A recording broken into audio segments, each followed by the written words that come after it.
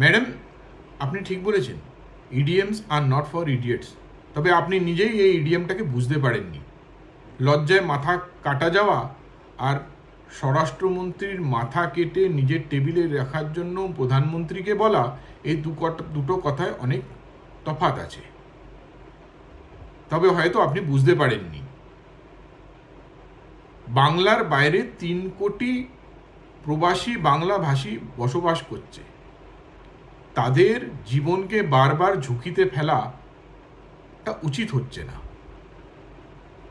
আপনি হয়তো air condition রুমে বসে এই রকমভাবে নিজের রাজনৈতিক লাভের জন্য কথাবার্তা চিন্তা করেন, তবে আপনি এটা বুঝতে পারেন না যে আপনার একটা বক্তব্য নিয়ে এই পুরো দেশের মধ্যে যত প্রবাসী বাংলাভাষী আলাদা আলাদা প্রদেশে বসবাস করছে, তাদের জীবন, তাদের পরিবার, তাদের ব্যবসা, তাদের রোজগার সব জায়গায় ঝুঁকি তৈরি হচ্ছে।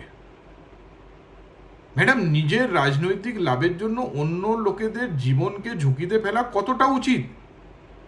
আপনি নিজে তো হয়তো as a member of parliament হিসেবে জেড ক্যাটেগরি বা জেড প্লাস ক্যাটেগরির সিকিউরিটি নিয়ে ঘোরেন। আমরা বাঙালি যারা বাইরের প্রদেশে বসবাস করছি, তারা আপনার কথাতে খুবই আহত। এই জন্য আমি গোপাল সামন্ত আপনার এগেনস্টে এফআইআর করতে বাধ্য হয়েছি যে কতদিন আর বাংলা ভাষীদের, বাঙালি সমাজকে, বাঙালি সংস্কৃতিকে নিচে যেতে দেব। আর আমরা সহ্য করতে পারছি না ম্যাডাম। আমরা 3 কোটি প্রবাসী বাঙালি আজ অন্য অন্য প্রদেশে থাকার জন্য কেন প্রস্তুত হয়েছি? কারণ বাংলাতে চপ ভাজা আর চাউমিন বিক্রি করা শিল্প, বাংলাতে রোজগার নেই, বাংলাতে কাজ নেই, বাংলাতে ব্যবসা নেই। 35 বছর কমিউনিস্ট আর 15 বছর টিএমসির রাজত্বে বাঙালিদের প্রবাসী হতে হয়েছে। বাংলাদেশি আর বাংলাভাষী এই দুটোর কথার মধ্যে অনেক পার্থক্য আছে। এই পার্থক্যটাকে শেষ করার জন্য ষড়যন্ত্রপূর্বক বাংলাভাষীদের এইরকমভাবে অন্যায়পূর্বকভাবে নিচু করা বন্ধ করুন। আপনি একটা রাজনীতিবিদ, একটা রাজনীতি করার লোককে সমাজকে জোড়ার চেষ্টা করা উচিত। সমাজকে ভাঙার চেষ্টা করাটা অন্যায় হচ্ছে।